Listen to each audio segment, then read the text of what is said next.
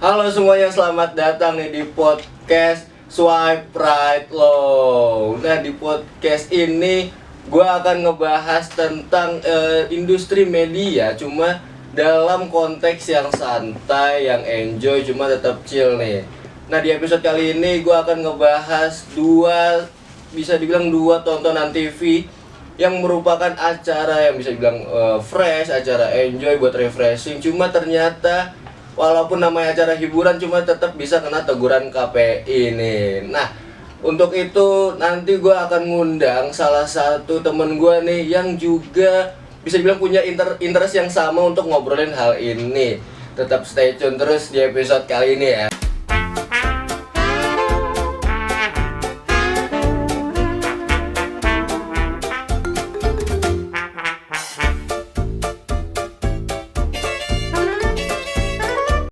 Nah, oke, jadi hari ini kita bakal ngebahas topik yang bisa dibilang sebenarnya ringan ya, sebenarnya topik receh, cuma bisa dibahas secara mendalam banget nih. Karena para penonton podcast ini pernah mikir ya nih, kalau acara TV yang kita selama ini anggap lucu, selama ini kita anggap menghibur, ternyata bisa masuk juga ke ranah hukum. Nah, bareng gua kali ini nih ada temen gua yang bisa kita ulik lagi, bisa kita ngomongin tentang kasus itu adalah Rizky. Gimana nih Ki, kabar lo pagi hari ini Ki? Aja, kabar gue baik parah sih hari ini. Dan gue terima kasih banget udah diundang di podcast Swipe Right Low ini. Jujur gue excited sih ngebahas ini karena banyak orang ngerasa TV tuh ya buat hiburan aja sebenarnya kan. Tapi ternyata yang menghibur ini belum tentu aman. Bener banget, karena kita sebagai Gen Z juga ya teman-teman ya. Karena kita udah jarang banget nih nonton yang namanya TV, pasti kita lebih fokus ke sosial media. Cuma karena TV sekarang juga banyak nih klip-klipnya, potongan-potongan kontennya ini udah masuk ke sosmed juga nih Ki. Ya, dan itu justru menurut gue bahaya sih, Ja. Kadang kan kita nganggap, cuma joget doang, cuma acting. Tapi, itu kan dampak untuk kita ya. Tapi, beda untuk psikologis yang masih buat anak-anak ini. Benar, karena kan TV itu masih powerful ya, kayak walaupun sekarang udah ada YouTube, udah ada Netflix, cuma di keluarga-keluarga nih di setiap rumah pasti bakal ada at least satu TV lah yang akan ditonton beramai-ramai nih sama sanak saudara. Betul. Nah, karena tadi kita udah nge-shout out nih, kita mention kalau keluarga-keluarga Indonesia nih masih sering nontonin TV ya. Nah, kita akan geser nih ke salah satu tontonan keluarga Indonesia nih yang masih menjadi top tier lah istilahnya ya, yaitu Brownies nih. Dari judulnya aja obrolan manis, cuma namanya juga talk show ya, semanis-manisnya pasti banyak blunder nih sampai kena teguran KPI nih Ki. Ya, jadi kasus Brownies itu adalah awalnya karena si Brownies ini ngundang Dia Valen, seorang influencer senam atau yang viral lah di TikTok ini, dan beberapa atlet Paralimpiade nih.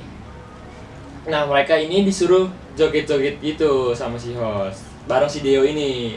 Tapi gaya jogetnya agak sensual dan situasinya jujur, jadi nggak nyaman banget. Nah, gue juga sempet nih lihat potongan videonya tuh kalau si atlet disabilitas ini malah disuruh joget-joget. Maksud gue, ini disabilitas nih, cuma kok hostnya malah mensupport dengan ngetawain gitu, kayak nggak masuk sih etika sih. Ya betul. Dan kesitu kan kelihatan banget tuh atletnya pun bingung, kayak mereka malah dijadiin objek hiburan, padahal kan mereka ini narasumber yang seharusnya dihormati dan berprestasi juga ya, kan betul, ya. punya prestasi. Dan KPI itu akhirnya turun tangan karena jelas melanggar aturan P3 SPS soal penghinaan kelompok rentan dan konten gak layak untuk anak-anak. Bener, apalagi ini kan juga tayangannya ini di jam 12 siang ya, itu pasti banyak anak-anak yang nonton juga tuh jam-jam segitu tuh. Bener, itu kan anak-anak baru pulang sekolah ya. Coba bayangin anak kecil nontonin adegan joget-joget gitu terus diliatin gimana orang disabilitas dijadikan bahan lucu-lucuan. Itu bisa ngebentuk pola pikir yang salah banget sih. Nah, dan juga parahnya si hostnya ini dia nggak peduli gitu sama lingkungannya. Jadi dia harusnya nih sebagai host nih dia mengatur tempo acara biar nggak terlalu menyudutkan sebelah pihak, cuma malah dia fokus ngetawain si atlet-atlet ini. Betul, ya itu salah satu host yang mungkin problematik sih ya menurut gue ya. Karena ini bukan sekedar lucu-lucuan, tapi mereka seakan-akan menjadikan narasumber ini jadi bahan atau objek tontonan, bukan narasumber yang harusnya dihormati. Benar, kan harusnya secara etika ya dia mendandakan narasumber nih, apalagi dia berprestasi juga harusnya lebih bisa respect lah, jangan malah disuruh joget-joget kayak gitu loh. Maksudnya sangat bertolak belakang banget nih, dia datang bawa prestasi malah suruh joget-joget. Dan itu disabilitas lagi, yang harusnya dispesialkan. Benar banget.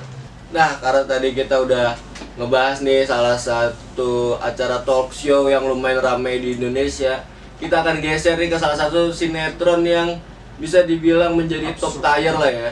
Kayak semua orang pasti bakal pernah nonton nih, yaitu sinetron Azab nih. Walaupun bisa dibilang agak aneh ya, ada mayat kebakar lah, kuburannya meledak lah, segala macam, aneh banget gitu. Absurd pala. Sinetron ini bener absurd banget, kayak mayat nendang peti, mayat keluar api atau dibakar di kuburan. Aneh parah ya, aneh parah. Tapi lucunya makin absurd, malah sinetron ini malah ratingnya makin tinggi ya. Padahal kontennya ngaco sih, ngaco parah. Bener, apalagi gua pernah lihat ya salah satu judulnya nih, penghina pengemis, mulutnya terinfeksi dan jenazahnya terbungkus karung goni. Ya maksud gua, nih kita coba seakan-akan kita jadi scriptwriter ya. Ini gua disuruh nih, dia bikin judul buat sinetron Azab. Kayak gua nggak mungkin pernah kepikiran untuk judulnya kayak tadi gitu, pasti aneh banget sih. Aneh banget, dan kan dari judul aja tuh kan apa sih, terbungkus karung goni. Gimana ceritanya kan nggak mungkin ya, nggak mungkin bisa kalau secara logika kan nggak bisa.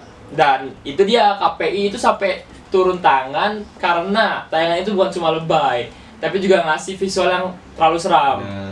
Apalagi buat anak-anak kan, visual yang seperti jenazah gosong lah, mulutnya kebakar, bibir sobek, dan itu ditayangin di jam 5 sore yang dimana itu kan jamnya anak-anak nonton lah. Mungkin lu jam 5 sore nih ada anak-anak baru pulang sekolah, dia habis ngaji nih di masjid nih, terus dia nonton TV, tiba-tiba dikasih tontonan yang kayak gitu. Karena ya gak semua tontonan religius itu, tontonan yang bawa-bawa agama itu semuanya baik ya, karena bisa juga dengan yang visual-visual kayak tadi malah membuat si anak-anak ini jadi trauma, dia takut ya.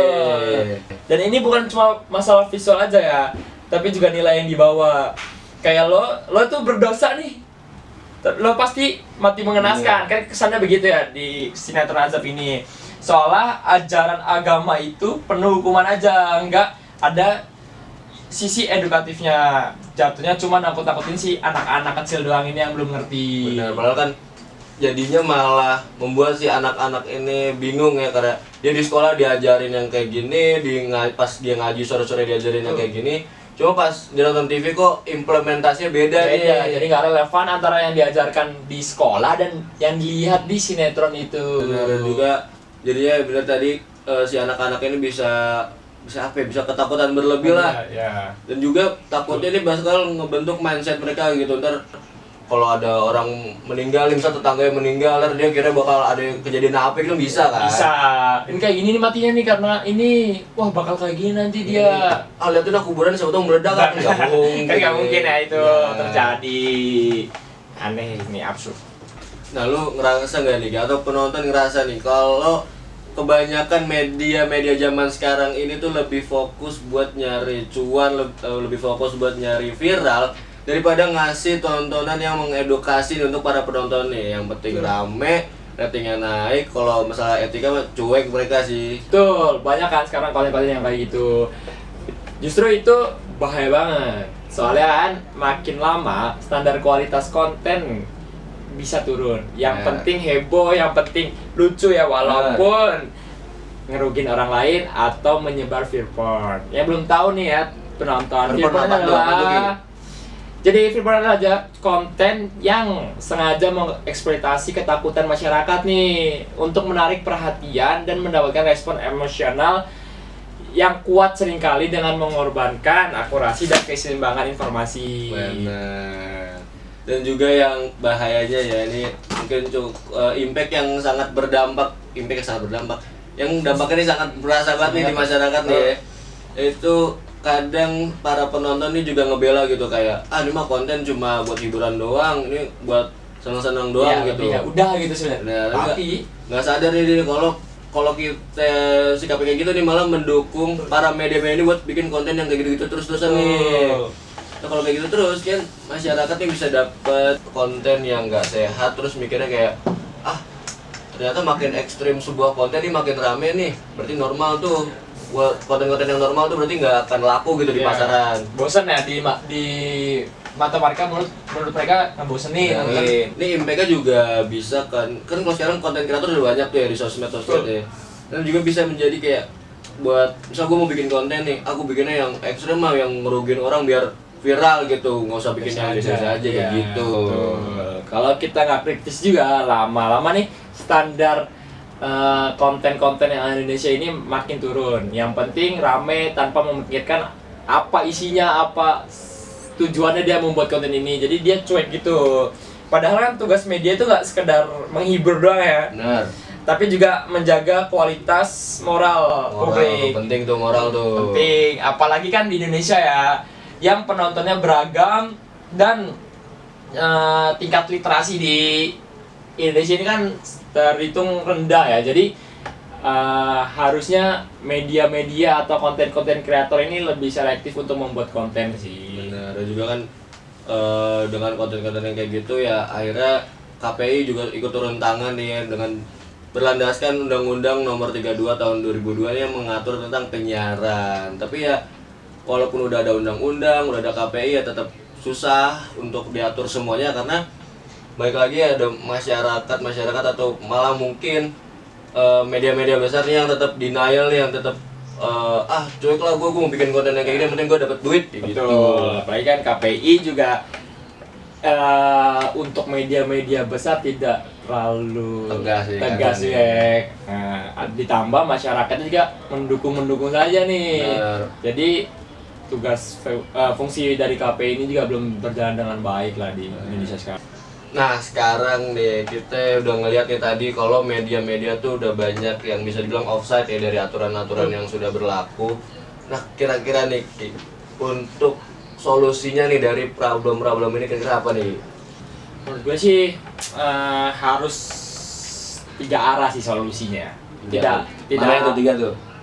Jadi yang pertama itu dari medianya dulu nih. Media nih harus punya filter dan tanggung jawab. Jadi dia harus memfilter konten-konten yang pengen dia upload ke media. Harus dikurasi dulu berarti ya. Dan harus ada tanggung jawabnya, bentuk tanggung jawabnya dari mereka. Kalau misalnya mengupload ini nih bakal ada resikonya enggak ya? Kira impact-nya kemana nih? Dan kalau misalnya ada, apa ya tanggung jawabnya dari media itu? Jangan asal tayang dan jangan cuma mentingin viral dan rating aja. Yang kedua tentu dari KPI-nya nih, dari lembaga nih. Bukan cuma menegur aja, tapi juga aktif mengedukasi publik dan bikin regulasi yang update sesuai zaman. Jadi kan mungkin sekarang belum update banget tentang regulasi TikTok mungkin, YouTube, Netflix dan segala macam. Jadi banyak konten-konten yang tidak mendidik tapi tetap bisa ditonton. Seharusnya kan rame juga. Betul. Kan? Seharusnya dari KPI ini ada filternya juga buat yang ke sosmed. Betul. Jadi sebelum nge-up nih, ini kayaknya nggak bisa deh menurut KPI atau sensor-sensornya terlalu banyak gitu, ya mending langsung di-cut aja. Langsung di take down, tidak di-upload. Terus dari kita penonton yang terakhir, kita harus melek literasi media, harus lebih sadar, lebih kritis gitu. Tontonan yang ditonton nggak cuma ditelan mentah-mentah, tapi dipikirin mau sampai kapan kita dimanjain konten sensasi. Dan juga buat Gen Z kayak kita nih, buat anak-anak muda ini pasti kan punya powernya lebih di sosmed kayak. Jadi kalau misalnya kita bisa nih menggunakan sosial media yang kita punya nih, apalagi buat para influencer untuk kita terus mensupport nih konten-konten yang positif nih, tayangan-tayangan di TV yang positif. Dan juga kita jangan sampai lemah, jangan sampai kecolongan nih kalau ada tayangan-tayangan yang nggak benar gitu. Jadi bisa aja kita mulai ngeviralin, kita screenshot, kita screen record, terus kok bisa nih tayangan kayak gini, biar juga bisa bilang kita membantu si KPI ini lah ya dengan sosmed gitu, karena kan lebih gampang menyebarkan informasi di sosmed kayak gitu. Ya itu sih, jangan nunggu KPI menegur dulu baru sadar, tapi kita juga bisa jadi bagian yang mengontrol itu semua. Nah, karena balik lagi kan kita juga makhluk sosial ya, kita juga harus peduli lah sama gitu. Kayak walaupun nih kita Gen Z udah nggak pernah nonton TV nih, cuma ya jangan sampai lah kita generasi setelah kita bakal tercemar nih gara-gara tontonan acara-acara TV yang agak ada faedahnya gitu. Nggak mendidik sama sekali, nggak penting untuk ditonton. Impact-nya juga ke kita juga kan. Kita punya ade atau ntar ada punya ponakan apa gimana, masa nontoninnya kayak gitu kan gak enak juga ya. Kita kan jadi aneh juga ngeliatnya, buat apa sih? Terus mungkin ada sikap-sikap yang dia tiru dari senior yang aneh itu kan. Bisa contoh juga kan, pola pikir bisa kebentuk gitu. Nah, karena kan bisa dilihat ya kayak media-media sekarang tuh udah bener-bener bisa bilang jauh dari batas aman gitu ya, dari apa namanya, dari aturan-aturan yang udah berlaku gitu. Karena ya penyiaran itu sebenarnya punya peran yang besar banget ya dalam kehidupan kita ini, kehidupan masyarakat nih. Karena coba lu bayangin nih, kalau kita nih tiap hari nih pasti kita nonton TV, kita pasti denger radio, scroll sosmed gitu. Nah, kalau konten-konten yang gak berimpact positif, kalau konten-kontennya juga nggak patuh nih sama hukum dan etika, itu bisa buat apa ya, bisa dibilang itu impact yang buruk banget nih untuk publik kayak gitu. Tapi ya kenyataannya kadang masih aja nih ada yang berlebihan atau bablas nih. Misalnya tayangan sinetron Azab. Azab yang tadi ya. Betul, yang dramanya kebangetan. Atau acara talk show yang isinya malah jadi ajang sensasi. Itu mungkin kalau norma-norma penyiaran kadang masih dilanggar juga sih, Ja. Nah, karena masalah itu program yang bisa dibilang program yang sehat, program yang mendidik, yang mengedukasi itu masih belum merata di media-media sekarang gitu. Karena masih banyak juga tayangan-tayangan yang bisa kayak kita sampai bingung nih, kok nih bisa gitu ditayangin buat masyarakat luas gitu, kayak aneh deh. Makanya penting banget ya buat para pemilik media dan mungkin kru-kru di baliknya ya sadar akan tanggung jawab untuk impact ke sosialnya gitu. Karena media itu punya power yang gede banget. Jadi sebaiknya digunakan nih untuk hal-hal yang positif-positif aja gitu. Dan nggak cuma dari pelaku media aja, pemerintah sama KPI juga punya peran penting, harus lebih aktif dan tegas ngasih pengawasan nih. Tapi juga jangan lupa buat edukasi biar industri penyiaran bisa jalan lurus tapi tetap kreatif dan inovatif. Benar, dan juga masyarakat nggak boleh diem-diem aja ya, karena kita juga harus lebih kritis nih, kayak kita bisa menolak konten yang nggak bermanfaat, terus kita juga bisa nge-support untuk konten-konten yang emang positif dan juga edukatif gitu. Jadi ya masyarakat jangan mau lah kita cuma dipertontonkan yang kayak gitu-gitu aja gitu. Kita harus nge-report mungkin kalau misalnya yang tidak mendidik. Ya intinya semua elemen ini, media, pemerintah, KPI dan masyarakat harus kompak, harus berkesinambungan lah ya. Harus kerja bareng buat bikin penyiaran di Indonesia ini nih jadi lebih oke, berkualitas dan edukatif tentunya. Dan juga ya kalau buat media bisa dibilang cobalah untuk kalian nge-review lagi, atau bisa bilang ada supervisornya nih untuk ngelihat kalau konten-kontennya apakah udah cocok untuk dibawa ke tayangan luas, buat dibawa ke TV gitu apa enggak. Karena itu menjadi bisa bilang jadi titik awal lah untuk biar konten-konten yang kayak tadi yang kita omongin itu nggak menyebar luas gitu.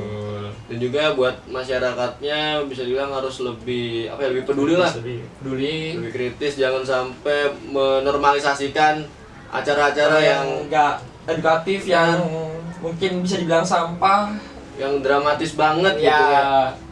Ayolah guys, kita bisa loh gitu loh untuk menghindari setuju banget nih konten-konten yang kayak gitu. Dan mungkin sampai sini dulu untuk podcast Swipe Right Low ini. Terima kasih para penonton, terima kasih Rizky juga udah mau ngobrol-ngobrol di sini. Aman-aman. Semoga dari hal-hal yang udah kita omongin tadi bisa menjadi pelajaran ya untuk para penonton juga gitu, dan bisa menjadi impact besar juga gitu. Oke, thank you juga udah diundang nih ke sini. Senang bisa ngobrolin tentang kasus-kasus yang ada di TV Azab, ini, azab, azab, seru brownies. banget lah. Bisa ngobrol tentang ini, bisa ketemu di lain kali lah. Benar. Nah, terima kasih para penonton yang udah nontonin episode ini sampai selesai. Bisa banget nih buat di-share videonya karena kita mempunyai visi misi untuk menyebarluaskan edukasi ini agar lebih impactful ke seluruh lapisan masyarakat gitu. Jangan lupa like, komen, dan subscribe. Sampai jumpa di episode selanjutnya. Dadah.